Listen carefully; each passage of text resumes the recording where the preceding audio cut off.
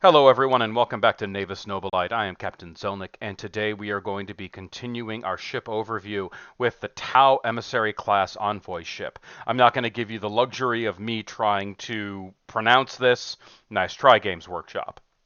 So, the Emissary Envoy ship really is the quintessential light cruiser for the Tau Commerce Protection Fleet and is really meant to replace the Merchant as a vessel and really what it's meant to be in the context of a combat scenario. While the Merchant can still be used for transport capacity, this vessel has none of that. It's really meant to be a light support cruiser, moving along the side or rear of a fleet or escorting larger cruisers to provide additional firepower.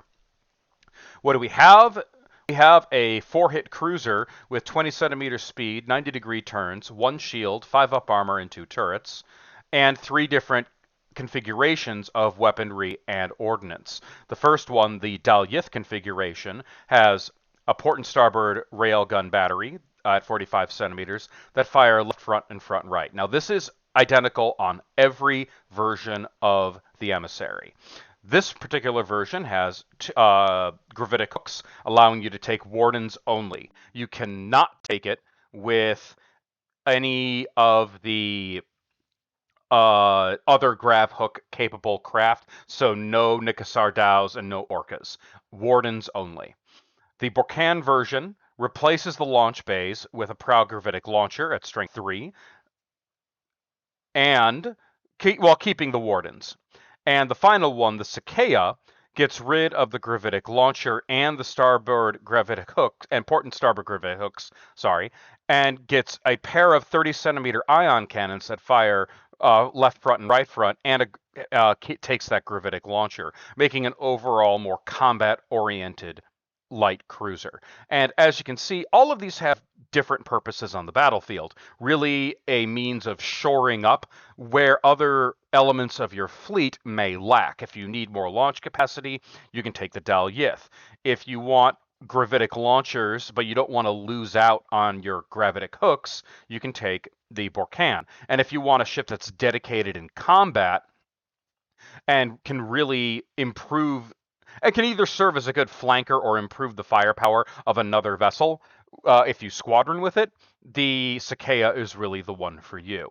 Now, utilizing this in a battle, I typically take the Cicaya version and I squadron them up to squads of 3, giving me a really powerful gravitic launcher out the front. And if I'm able to get in range, I have a particularly powerful ion cannon and railgun battery to really inconvenience an enemy craft. Along with that, I do occasionally take the Borcan because I want to play a game with more wardens.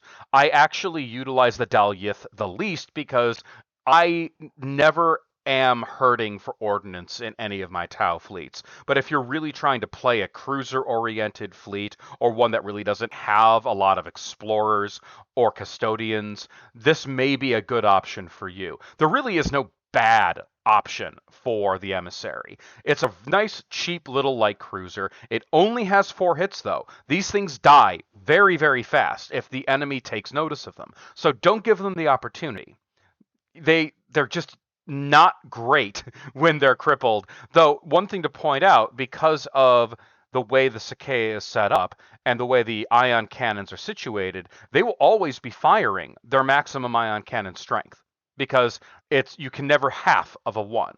So bear that in mind. This is a far more survivable craft. Just because it has 4 hits doesn't mean it isn't necessarily worth shooting. All right, everybody. Thank you all so much for watching. I'll see you all again in the next video.